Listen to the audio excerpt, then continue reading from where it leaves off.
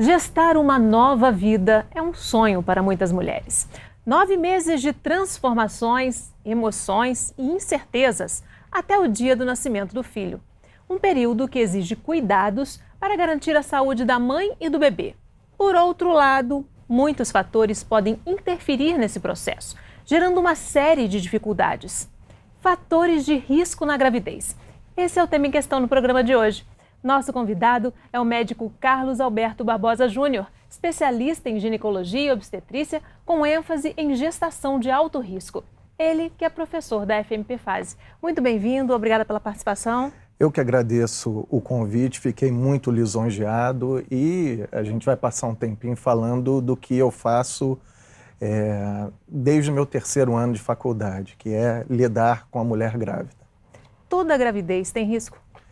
Não, a gente tem que separar uma gestação normal, uma gestação que a gente chama de fisiológica, da gestação patológica, né? Então, a gente precisa determinar fatores de riscos, doenças prévias que essa paciente tem, para a gente poder configurá-la ou não numa gestação de alto risco.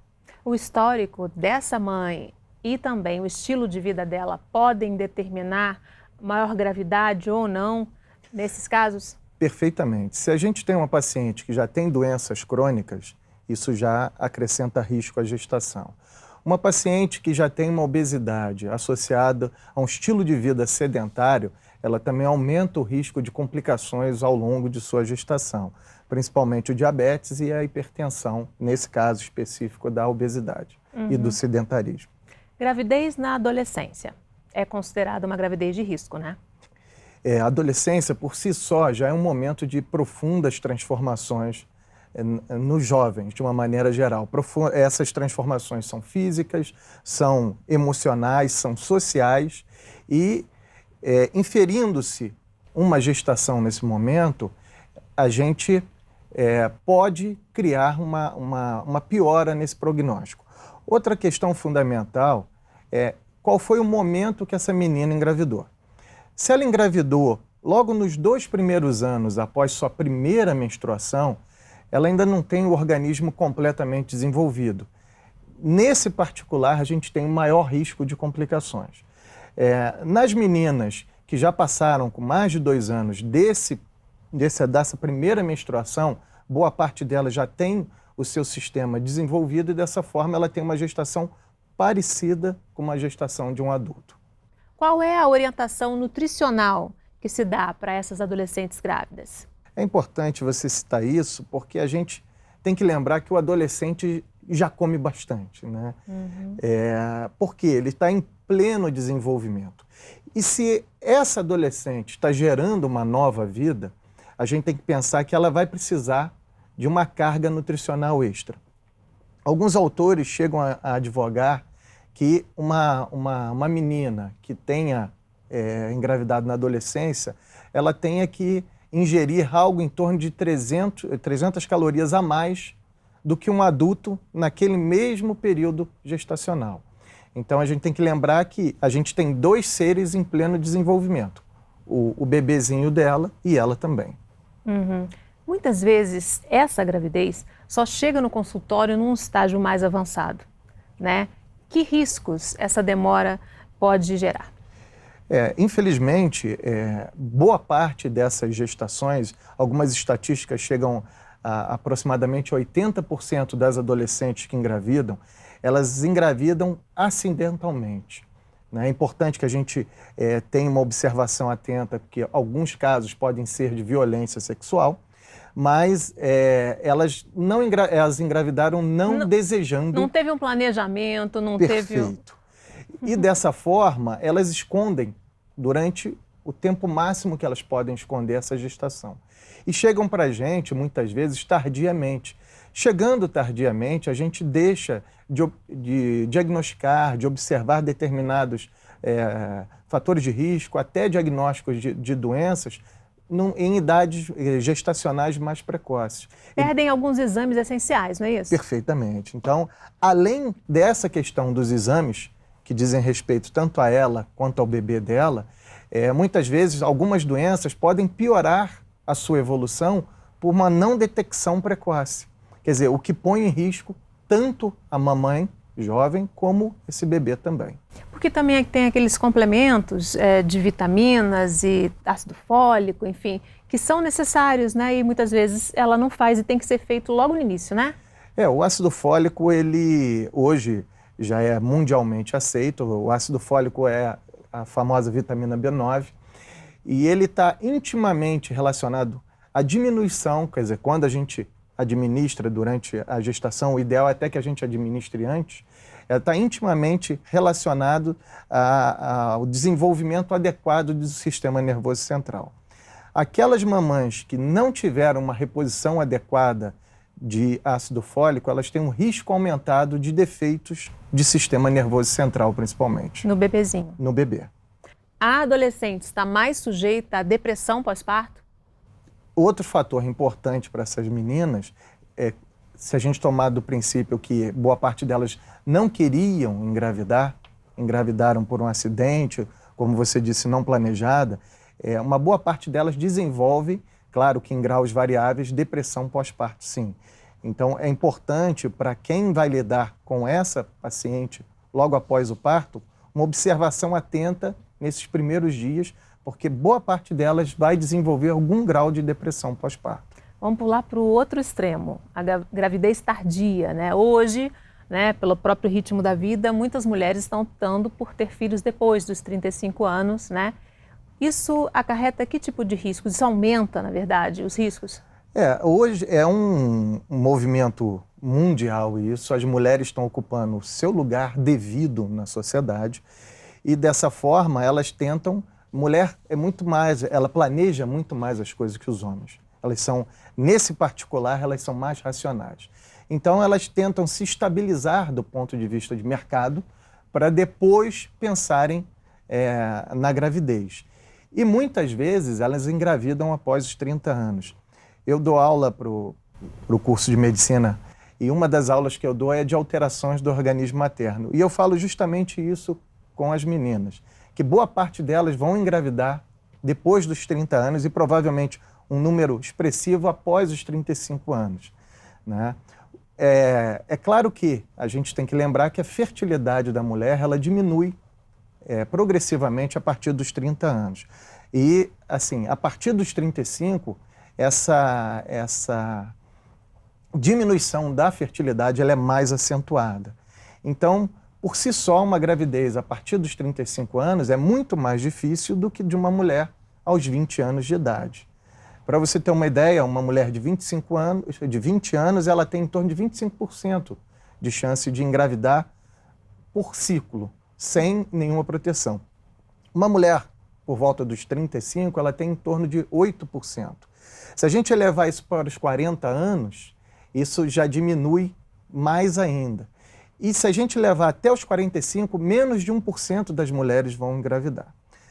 Além dessa questão, muitas dessas pacientes já podem ter doenças de base. E por esse motivo, já se aumenta torna o risco, né? Um risco aumentado na gestação. As doenças de base que você está citando aí são a hipertensão, obesidade, diabetes, né? As mais comuns são hipertensão e diabetes. É claro que a obesidade muitas vezes é o pano de fundo para muitas dessas patologias que se apresentam durante a gravidez. A gente sabe que a obesidade é um problema de saúde pública mundial e ela está intimamente relacionada, principalmente ao diabetes e à hipertensão. Que cuidados essa mulher com mais de 35 anos deve tomar? O ideal que é essa paciente acima dos 35 anos, ela nos procure antes de engravidar. O ideal seria que elas nos procurassem a partir do momento que elas tivessem o desejo de engravidar. Dessa forma, a gente solicitaria exames de sangue, exame de urina. Nesses exames de sangue, além do hemograma, dosagem de colesterol para a gente poder avaliar esse perfil lipídico dessa paciente, a gente também iria pedir determinadas sorologias e determinados hormônios, como o hormônio tireoidiano. A gente sabe que a paciente que tem hipotireoidismo, uma diminuição da função da tireoide, pode ter bebês com déficit de desenvolvimento no futuro. Além disso, um exame de urina, porque a mulher, anatomicamente, tem mais chance de desenvolver infecção urinária do que o homem. e na gravidez esse risco aumenta ainda mais. Uhum. Ela também vai se beneficiar se começar a tomar o ácido fólico antes? Perfeitamente. Uma vez ela fazendo esses exames com a gente, vamos realizar um exame físico nela, e se todos os exames estiverem ok, a gente já orienta a utilização do ácido fólico diariamente, e o ideal seria que o ácido fólico começasse 3 meses antes do momento da concepção. Quando a gente começa o ácido fólico 3 meses antes, a gente diminui as chances desse bebê ter defeitos no sistema nervoso central. Se ela não engravidar nesse tempo, tem algum problema? Não, problema nenhum. A gente tem que lembrar que a fertilidade dela está diminuída. Então, pode demorar alguns ciclos até ela engravidar. Enquanto ela não engravidar, ela vai manter o ácido fólico. E a partir do momento que ela engravida, ela também vai mantê-lo predominantemente nos 3 primeiros meses de gestação.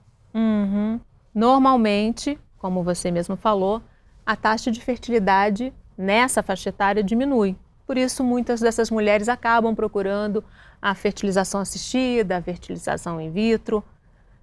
E muitas vezes ocorrem casos de gravidez múltipla, né? Isso aumenta o risco? A gravidez múltipla, a gente deve separá-la dos gêmeos, que são gêmeos fraternos, quer dizer, têm a aparência dos irmãos, não têm a mesma carga genética, dos gêmeos que se desenvolveram através de um óvulo, que foram fecundados por um espermatozoide e se dividiram. Esse tem um relativamente maior risco.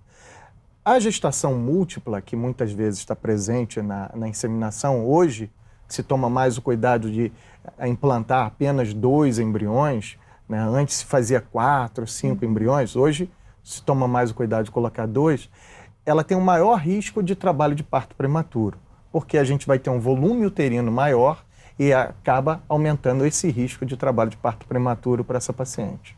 Hoje, essa mulher que deseja engravidar mais tarde tem a possibilidade, se tiver condições financeiras, de congelar esse óvulo. Isso diminui os riscos para o bebê? Você foi muito pertinente no que você disse do bebê. Uhum. Depende da idade que ela captou esses óvulos. Então a gente tem que lembrar que a mulher ela nasce já com aquela quantidade estipulada de óvulos. Então o óvulo da mulher, ela tem a idade da mulher mais os 9 meses de gestação.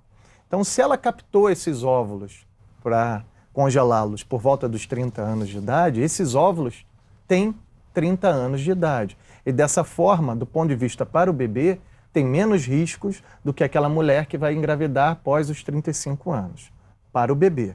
A mãe vai depender do estado físico dela, de questões de saúde dela, da questão de estilo de vida que ela leva também. Que mudanças na rotina essa mulher com mais de 35 anos deve fazer para garantir uma gravidez mais tranquila? Depende do estilo de vida que ela leva. Se for uma mulher que tem o trabalho como o principal da sua vida, a gente pede para que ela desacelere um pouco, que ela tente diminuir o estresse. A gente sabe que o estresse, não só do ponto de vista da gestação, até com relação a ela conseguir engravidar, diminui muito a possibilidade dela conseguir engravidar. Então a gente pede para que ela tenha menos fatores estressantes, que isso geralmente diminui a chance de complicações, principalmente o trabalho de parto prematuro, aquele trabalho de parto que vai acontecer antes do tempo adequado da gestação. O risco de uma segunda ou terceira gravidez após os 35 anos é menor do que daquela mulher que vai ter bebê pela primeira vez após os 35 anos? Do ponto de vista de doenças, tudo depende de se ela já tinha doença prévia ou não. Quer dizer, o risco, na verdade, está mais relacionado à fertilidade. A gente observa que o fator estresse é primordial para que essa paciente tenha um ciclo fértil. Então, eu já tive pacientes que já chegaram a fazer 2, 3 fertilizações assistidas. A gente tem que lembrar que a taxa de sucesso de uma fertilização assistida é em torno de 20%, e não deu certo. E depois essa paciente desviou a atenção para outra coisa, ela passou num concurso, foi transferida de estado, e como ela esqueceu, tirou do foco essa questão de engravidar, ela acabou engravidando. Então, aquela mulher que já teve filho antes, ela não tem tanta preocupação, porque ela sabe que ela já teve um filho. Então, essas pacientes costumam engravidar com mais facilidade.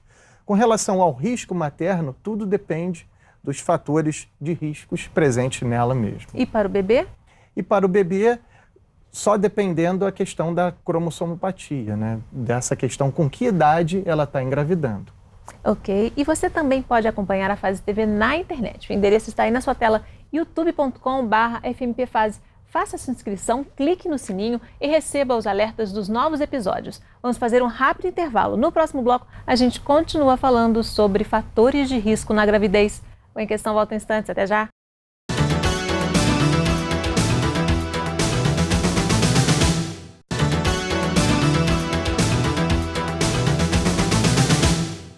O Em Questão está de volta falando sobre fatores de risco na gravidez. Nosso convidado é o médico Carlos Alberto Barbosa Júnior, especialista em ginecologia e obstetrícia, com ênfase em gestação de alto risco. Ele que é professor da FMP-Fase.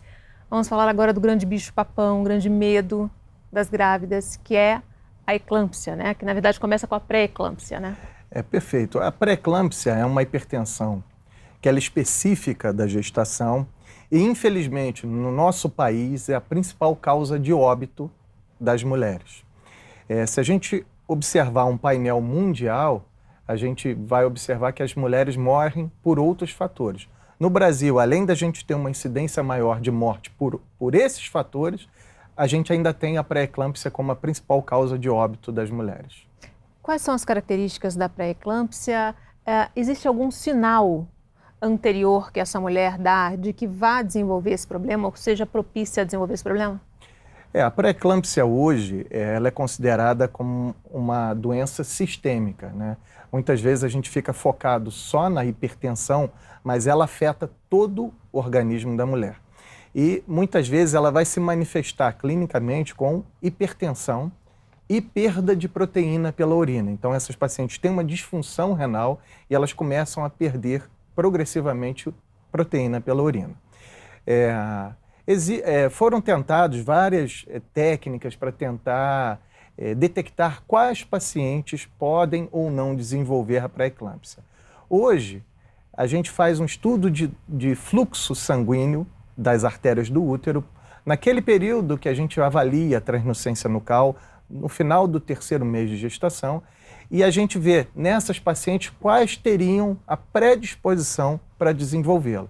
Mas a gente não consegue detectar todas, a gente consegue detectar uma parte dessas pacientes. Porque muitas vezes essa mulher nunca teve problema nenhum com a pressão, né? Nunca registrou pressão alta, nem variação de pressão, tinha pressão normal, na gravidez acaba desenvolvendo esse quadro. Perfeito. A pré-eclâmpsia, ela até está presente mais frequentemente em mulheres jovens. Quer dizer, em tese, mulheres com uma saúde adequada. A questão toda, nós vemos a pré-eclâmpsia hoje como uma doença imunológica. A gente tem que lembrar que aquela mulher está tendo íntima relação com um novo ser e que esse ser, ele tem uma 50% de carga genética que não é dela. Então o organismo dela vai ter que se adaptar a esse concepto, a esse bebê, que 50% é diferente do seu organismo. É como se fosse um corpo estranho. Perfeito. Seria como se a gente estivesse comparando a um enxerto não compatível, um órgão transplantado não totalmente compatível. E essa paciente acaba não fazendo um desenvolvimento adequado da placenta e, com isso, ela tem reações no organismo. O que a gente detecta, muitas vezes, inicialmente, é a pressão se elevando. Uhum. A pressão começou a se elevar, sinal de alerta. O que é feito com essa grávida? Depende do momento que detectamos a pressão. Se a gente tem uma gestante que ela chega logo na primeira consulta, com 2 meses de gestação, com a pressão um pouco elevada, já está feito o diagnóstico de hipertensão crônica. Quer dizer, essa paciente já era hipertensa. E muitas delas não sabiam disso, porque como a hipertensão age silenciosamente, muitas vezes elas não acompanham. E o primeiro contato que essa mulher vai ter com o médico é justamente com o obstetra. E a gente detectando, nesse momento, uma pressão alta, a gente já classifica ela como uma pressão crônica, como uma hipertensão crônica. Já a pré-eclâmpsia, ela começa a se desenvolver na segunda metade da gestação. Então é aquela mulher que, teoricamente, tem uma gestação aparentemente normal e, de repente, ela começa a desenvolver hipertensão. Muitas delas apresentam um edema, um inchaço no corpo importante. Mas, como a própria gravidez ela também desenvolve esse inchaço, a gente não toma como único parâmetro. E, através de exames de sangue e de urina, a gente consegue detectar, muitas vezes, a pré-eclâmpsia nessa paciente. Detectada a pré-eclâmpsia, o que é feito?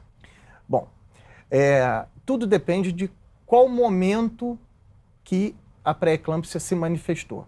Algumas vezes, a pré-eclâmpsia se manifesta mais tardiamente, nos últimos 2 meses de gestação. Nessa, a gente tem um risco relativamente menor do que aquela mulher que desenvolve a pré-eclâmpsia logo após o 5º mês de gestação, né? E a gente sabe que é uma doença que está intimamente relacionada à gestação. Somente com a interrupção da gestação é que essa doença vai ser tratada. Mas a gente tem um outro paciente, que é o bebê.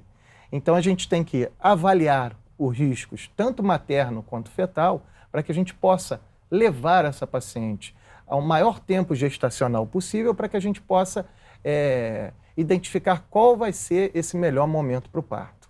Na maior parte dos casos é um parto prematuro, né? Desde que o bebê já tenha condições, né, de viver bem, né?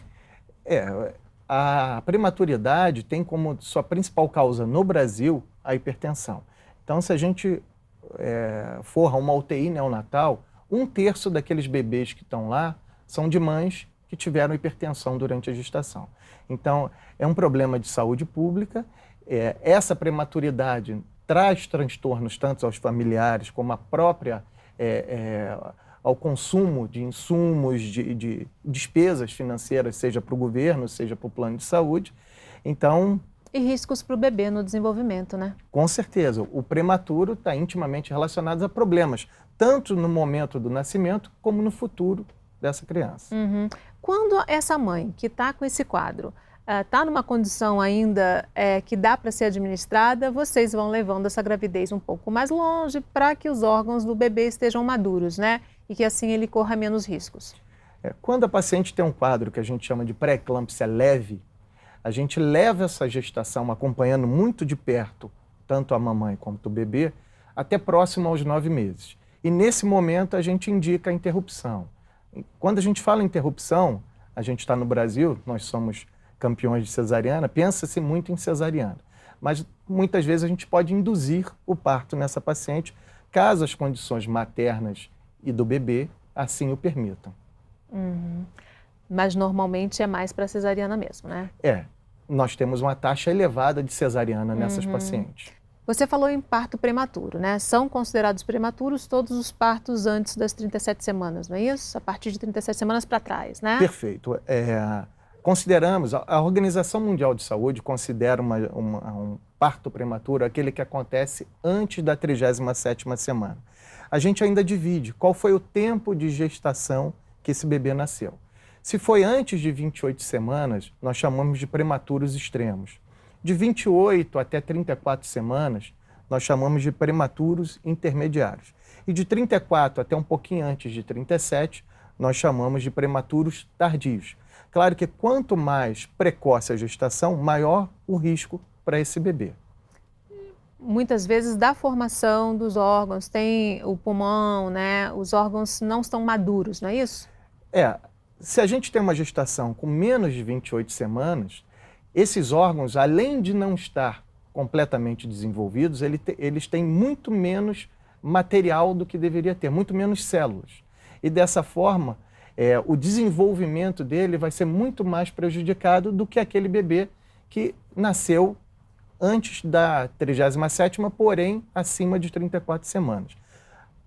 Nós no Brasil temos uma incidência elevada de prematuridade, mas, por um lado bom, acima de 34 semanas. Uhum. Infelizmente, o que é ruim é que muitas vezes são cesarianas marcadas antes do tempo adequado.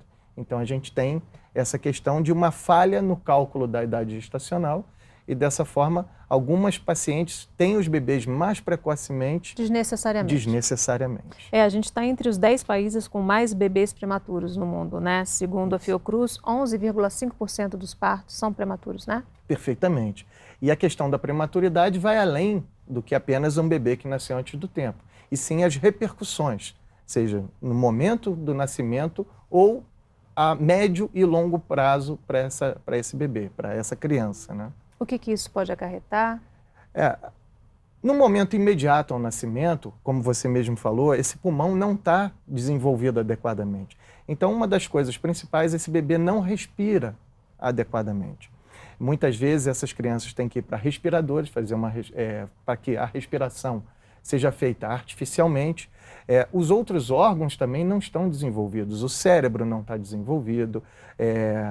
Dessa forma, a gente tem uma maior chance de hemorragias cerebrais, o intestino não está completamente desenvolvido, pode haver uma reação intestinal que a gente chama de enterocolite necrotizante, que muitas vezes são causas de cirurgias nessas crianças e elas perdem parte do intestino por causa disso. Elas podem desenvolver uma diminuição da acuidade visual também, isso tudo pelo não desenvolvimento adequado dos seus órgãos e sistemas. Baixo peso, né? A gente tem alto índice de prematuros e também baixo peso, né? Quais são os riscos do baixo peso e o que na mãe pode provocar esse baixo peso no bebê? A gente tem que separar, o pediatra usa pequeno para a idade gestacional, ou baixo peso. Nós, em obstetrícia, a gente separa esse bebê que é pequeno, muitas vezes por uma questão genética, uma constituição, daquele bebê que sofreu algum agravo e, dessa forma, ele não desenvolveu o potencial genético dele. Esse nós chamamos de crescimento intrauterino restrito. Quer dizer, assim como o prematuro, esse bebê que tem baixo peso, ele também tem maior risco de desenvolver doenças, não só no momento que ele nasce, como no futuro. No futuro, por exemplo, hipertensão, desenvolvimento de diabetes, um neurodesenvolvimento dificultado também. Então, são crianças que às vezes têm maior dificuldade de interagir com os colegas no colégio, são às vezes crianças mais agressivas, tá? E também elas podem desenvolver doenças oftalmológicas também. O que durante a gravidez pode levar ao baixo peso? Bom, se essa paciente tem hipertensão, por exemplo, principalmente se ela desenvolveu a pré-eclâmpsia, como os vasos eles estão com um calibre muito menor, essa placenta não recebe os nutrientes, o oxigênio adequadamente. E isso faz com que esse bebê não desenvolva adequadamente. Ele recebe menos nutrientes, ele se alimenta menos, ele desenvolve menos.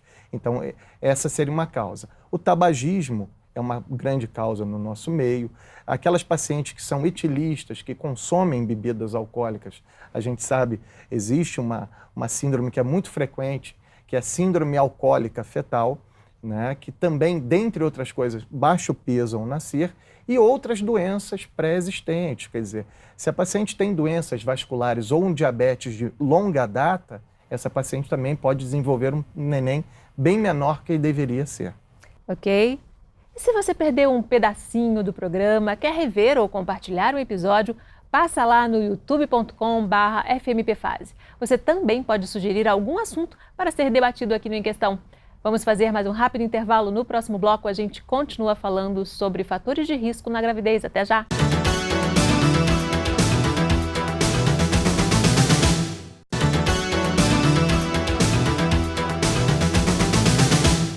O Em Questão está de volta falando sobre fatores de risco na gravidez. Nosso convidado é o médico Carlos Alberto Barbosa Júnior, especialista em ginecologia e obstetrícia, com ênfase em gestação de alto risco. Ele que é professor da FMP-Fase.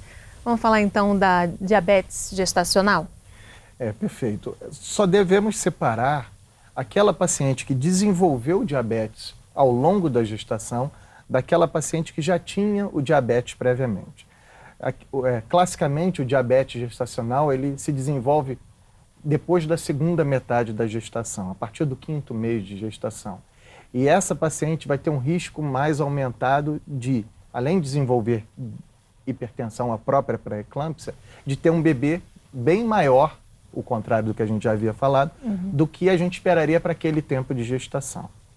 Se a mãe dela teve diabetes gestacional, ela também corre maior risco? Há um fator hereditário aí? Existem fatores de risco e o fator hereditário é importante. Então, as pacientes que tiveram mães que desenvolveram diabetes gestacional ou mesmo sejam mães diabéticas, quer dizer, que já tenham o diabetes mesmo fora da gestação, essa paciente tem um risco aumentado de desenvolver o diabetes durante a gestação. E numa nova gravidez também? Tudo depende do estilo de vida que essa paciente tem. Se nós temos uma paciente com índice de massa corporal, quer dizer, uma paciente sobrepeso, e ela tem um grande acúmulo de gordura ao longo da gestação, isso por si só já imprime um grande risco para o desenvolvimento de diabetes na gestação. A própria obesidade é o principal fator de risco para essas pacientes. Ou seja, controlar o peso durante a gravidez é muito importante, né? Não só o peso, como o estilo de vida. Então, até aquelas pacientes que já desenvolveram diabetes gestacional, a gente observa que 80% dos casos a gente consegue estabilizar o diabetes gestacional apenas com mudança no estilo de vida, uma dieta equilibrada e uma atividade física regular. Você já citou no outro bloco a infecção urinária, né? As grávidas, elas têm maior tendência a infecções, né? Tanto urinária, que atinge 20% das grávidas, né? Quanto também dentária. Por que isso acontece? Temos que lembrar, que nem eu já havia dito, que aquele bebê tem 50% de carga genética que não pertence à mãe. E dessa forma, ela tem uma diminuição do seu sistema de defesa para que ela possa suportar esse bebê que tem íntima relação com o organismo dela. E dessa forma, ela estaria mais sujeita ao desenvolvimento de infecções. Na mulher, o principal sítio de infecção é a infecção urinária, seriam as vias urinárias, até por uma questão anatômica disso. E a própria gravidez, por causa de um hormônio especial que é a progesterona, ela faz com que aumente o risco de infecção urinária. Por causa disso, a gente pede a cada 3 meses na gestação um exame de urina, no qual a gente avalia se existe ou não presença de bactérias na urina dessa paciente. E mesmo que ela não apresente clínica de infecção urinária, como a cistite, a gente trata essa paciente. Porque caso a gente não trate, ela tem uma chance muito maior de desenvolver formas graves de infecção urinária. Sangramentos, né? Quando são um sinal de alerta? Por que ocorrem? Sangramentos é um grande sinal de alerta na gestação, mas a gente deve dividir em que momento da gestação ele está acontecendo. Então a gente tem o sangramento da primeira metade da gestação, que pode estar relacionado a uma gravidez fora do útero, que a gente chama de ectópica, boa parte dela é na trompa, nas trompas uterinas. Uma gravidez que não se desenvolveu adequadamente e a gente chama de mola hidatiforme. E o abortamento. O abortamento, a gente tem várias apresentações clínicas do abortamento, desde uma ameaça de abortamento até o abortamento francamente desenvolvido. Então, uma vez com algum tipo de sangramento, essa paciente deve procurar o seu médico e ele vai, através de um exame físico e, se for necessário, a complementação com ultrassonografia, conseguir detectar onde está o problema. Já no final da gestação, na segunda metade, a gente pode ter outros problemas relacionados ao sangramento e com uma complexidade, uma gravidade maior nesses momentos. Descolamento de placenta. A gente deve só, que nem eu tomei o cuidado de falar, diferenciar em que momento da gestação aconteceu. Se ela aconteceu muito precocemente, a gente chama de descolamento ovular. Isso é muito frequente. Aconteceu com a Sabrina Sato? A Sabrina Sato foi uma das celebridades, né? E muitas vezes esse pequeno descolamento ovular, e esse descolamento é ocupado muitas vezes com hematomas e um coágulozinho que fica ali, a gente faz um controle ultrassonográfico dessa evolução. Boa parte, a maior parte delas evoluem muito bem, como foi o próprio caso da Sabrina Sato. Quando a gente tem um descolamento da placenta, isso é um caso grave, é uma emergência e essa paciente deve procurar imediatamente uma maternidade, que vai ser detectado o problema e a gravidez será interrompida imediatamente. Por que acontece o descolamento de placenta? No caso do descolamento que acontece na segunda metade da gestação, o principal fator causal é a hipertensão. E como é um grande fator de risco e está muito presente nas nossas gestações, dá para perceber que ele acaba acontecendo mais frequentemente no Brasil. Mães cardíacas, quais são os riscos que essas mães têm e que também provocam para o bebê? Porque também pode comprometer a circulação na placenta, né? Tudo depende qual o grau desse problema cardíaco da mãe, né? Algumas doenças cardíacas ela não têm sua evolução alterada durante a gestação. Claro que são problemas cardíacos leves, mas as mães que têm problemas cardíacos moderados ou graves, essa tem um grande risco ao longo da gestação, porque além dela precisar desse coração para o seu próprio organismo, ela está bombeando sangue também para a placenta. Então a gente também corre o maior risco nessas pacientes. Líquido amniótico, quando ele começa a sofrer alteração, quando começa a diminuir, como é que é detectado, quais os riscos e o que pode ser feito? Se a gente pegar todos os atendimentos da maternidade, eu faço parte da maternidade do Hospital Cides Carneiro, tem dias que a gente tem quase 100 atendimentos, 20 a 30 pacientes por dia procuram a gente com alguma queixa de perda líquida. E a gente examina, muitas vezes a gente não detecta, mas a gente, boa parte das vezes, precisa de uma complementação de ultrassonografia para avaliar esse líquido. O líquido amniótico, a partir do 3º mês de gestação, ele é produzido pelo próprio feto. Os rins fetais, através de sua urina, produzem o líquido amniótico. Se nós tivermos uma bolsa que rompeu antes do tempo, a gente vai ter uma diminuição de líquido. Existem patologias como o diabetes que aumentam o líquido. Então a gente pode ter tanto uma diminuição do líquido quanto um aumento do líquido.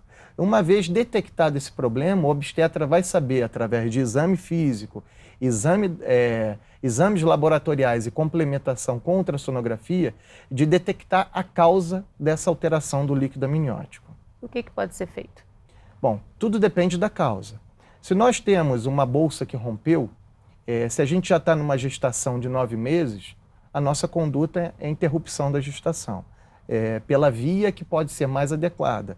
Aquela paciente que não tem condições para o parto normal vai ser feita uma cesárea, e aquela que tem toda a condição, podemos induzir um parto. O problema todo é quando essa bolsa ela rompe muito precocemente na gestação. E nós temos um bebê prematuro. Então a gente está com uma balança entre o risco de infecção, porque essa mãe rompeu a bolsa, e aqueles germes da vagina podem ir para o útero e dessa forma desenvolver uma infecção, e do outro lado temos um bebê prematuro. Então veja que é um outro fator para a prematuridade. A nossa conduta, e a conduta mundialmente aceita, é que a gente vá acompanhando de perto. A maioria dessas pacientes são internadas, nós temos pacientes que ficam internadas semanas, e a gente vai levando essa gestação com o acompanhamento da mãe e do bebê até o máximo de tempo que a gente possa levar. A gente sempre tenta levar por volta de 34 semanas. Aquelas mães que a gente conseguiu chegar a 34 semanas, aí, no caso da bolsa rota, a gente interrompe. No caso do diabético, aí a gente já tem o contrário, a gente tem um acúmulo aumentado de líquido amniótico. Essa pressão aumentada pode desenvolver o parto prematuro também. Mas essa tem uma vantagem: se a gente conseguir estabilizar a mãe do ponto de vista do açúcar no sangue dela, a gente diminui esse líquido amniótico, né? Existem outras causas de líquido aumentado, né? E às vezes a gente precisa diminuir esse líquido através de punção. Então a gente, guiado por ultrassom, a gente coloca uma agulha no útero dessa paciente e a gente tira uma certa quantidade de líquido. Tudo depende da causa. O obstetra da paciente vai conseguir identificar e vai conseguir orientar o melhor tratamento para cada caso. São casos que exigem internação e o acompanhamento de perto mesmo. Principalmente no caso em que a diminuição do líquido foi causado por bolsa, que a bolsa tenha rompido, que a gente chama de bolsa rota. Trombofilia também veio à tona recentemente por causa da cantora Taeme, que teve, né, a trombofilia na gravidez. O que provoca? Quais os cuidados? A trombofilia começou a ser estudada principalmente nos casos de infertilidade. Porque algumas dessas pacientes que têm trombofilia, elas têm abortos de repetição. Elas engravidam, mas não conseguem levar a gestação até o 3º mês. Né? Quando a gente fala em trombofilia, a gente tem que lembrar que é um estado que o sangue fica com a coagulação aumentada. E aí vai desenvolver trombos. Então, às vezes, o diagnóstico pode ser suspeitado através de uma menina jovem que fez um fenômeno, uma trombose, por exemplo, de uma perna. Então, essa paciente deve ser investigada. Numa gestante, aquela gestante que tem abortos de repetição deve ser investigado a trombofilia. Uma paciente que desenvolva pré-eclâmpsia, como a gente já falou da pré-eclâmpsia, porém muito precoce, extremamente grave, também é uma paciente que a gente deva investigar trombofilia. Ou aquela paciente que chegou até próximo ao final da gestação, muitas vezes ao final da gestação, e foi uma consulta de pré-natal e o bebê não estava mais vivo. É uma morte fetal súbita. Ela teve uma consulta numa semana, voltou na semana seguinte e foi detectado que o bebê não estava vivo. Essas pacientes, muitas delas têm trombofilias. Né? É claro que a gente não vai investigar trombofilia em todo mundo, mas se a gente detecta fatores de risco nessa paciente ou alguma dessas questões que eu falei, deve ser investigado a trombofilia na paciente. O risco para o bebê é a morte, né, intrauterina. Perfeito. E para a mãe? Esse trombo, ele pode gerar algum problema? Se a gente pensar, por que o bebê morre? Porque esses trombos vão se localizar na placenta e ele para de receber oxigênio, nutrientes, líquidos. A mãe, ela pode enviar esses trombos para vários órgãos, para o pulmão, que a gente chama de embolia pulmonar, para o cérebro, né? Já tivemos casos de meninas jovens que com a utilização de pílula anticoncepcional fizeram um AVE isquêmico, né? É um infarto do cérebro, né? Que muitas vezes a gente chama de derrame, só que não é o derrame hemorrágico, né? Essa paciente, ela faz um entupimento dos vasos do cérebro, né? E já perdemos algumas pacientes por causa disso. Então a gente tem risco tanto para a mãe quanto para o bebê. E como é que deve ser o tratamento dessa grávida que tem trombofilia? Uma vez diagnosticado a trombofilia e essa paciente engravidou, ela deve tomar medicamentos que vão diminuir a coagulação do sangue. A heparina é nossa grande arma, né? Temos heparinas que são mais seguras serem usadas durante a gestação, até porque não atravessam a placenta, e ela vai usar essa heparina ao longo de toda a gestação e muitas vezes isso é mantido por até 6 semanas pós-parto. Porque continua o risco para a mãe. Porque até 6 semanas pós-parto o risco de fenômenos tromboembólicos estão mantidos. Hiperêmese gravídica, né? Também é outra que veio aí à tona com a Tata Werneck, né? Quando o enjoo vai além do normal, né? A gente também tem que caracterizar o que é um enjoo normal da gestação, isso é provocado pelos hormônios da gravidez, do que é o patológico. E o patológico é o que atrapalha as atividades normais daquela paciente. Tem pacientes que vomitam tanto que elas ficam desidratadas e muitas vezes desnutridas.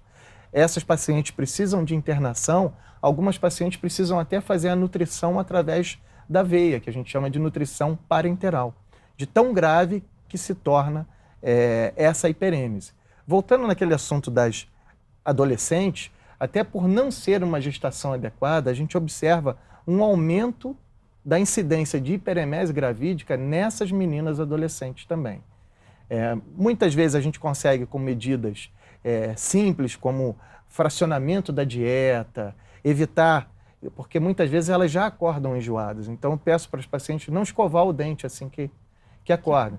Então primeiro ela levanta, ela faz alguma alimentação leve, uma bolachinha, alguma coisa, uma bolachinha de água e sal. Quando ela percebe que ela está melhor, aí ela pode escovar os dentes, né? E até essa falta de higiene, muitas vezes pode levar, a higiene oral pode levar a doenças na gengiva, doenças na região que fixa o dente, que a gente chama de periodontagem, doenças periodontais. Sífilis. A gente tem uma epidemia de sífilis, né? A doença sexualmente transmissível que mais cresce. Que riscos essa doença oferece para o bebê? Alguns autores já citam que nós temos uma epidemia de sífilis nos tempos atuais. A gente observa na maternidade do Hospital Cid Carneiro, a cada semana, várias meninas internam com sífilis, muitas vezes já tratadas nessa mesma gestação. Então, são pacientes que se reinfectam 1, 2, 3 vezes ao longo da gestação. Então, a gente observa que a sífilis está muito presente nos dias de hoje. Do ponto de vista para a mãe, a sífilis ela só vai causar grandes problemas se ela estiver presente em décadas. Como a gente está falando de mulheres em idade fértil, então elas não tiveram esse tempo de exposição à sífilis. O problema maior da sífilis na gravidez é o acometimento do bebê. E esse sim tem grandes chances de complicações. Que complicações são essas?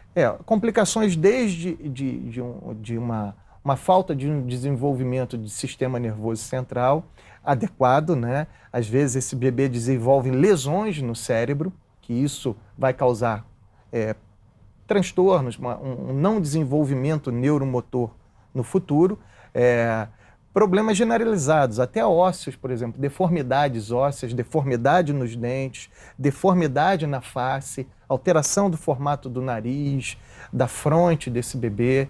Então, deformidades, esse bebê pode ter deformidades ósseas. Se for detectado no início da gravidez que essa mãe tem sífilis, é possível algum tratamento?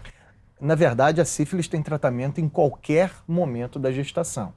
É importante a gente só caracterizar o momento que ela teve, porque quanto mais precoce a gestação, mais difícil dela passar essa infecção para o bebê, porque a placenta não está totalmente desenvolvida.